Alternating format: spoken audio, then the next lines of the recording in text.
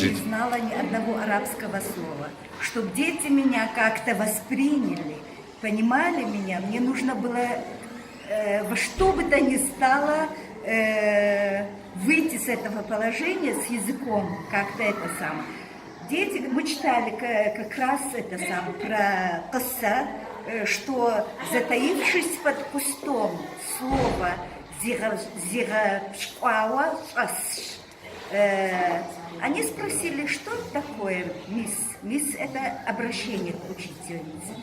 Я говорю, не знаю. Вы начали объяснять, да, но они не понимают. Не понимают. Я думаю, нужно, значит, мне показать. А как же мне показать? Я как-то обсмотрела класс, куда бы мне спрятаться, только стол находится. Ну, думаю, ладно, я под стол залезу и покажу им.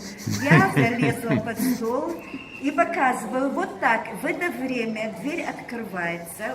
Это директор. Я из-под стола вижу, что директор зашла. Она смотрит, дети... Учителя нет. Да, дети все сидят спокойно, еле-еле сдерживаются, не могут смеяться. А она, это самое, потом я вышла, она говорит, ну что ты?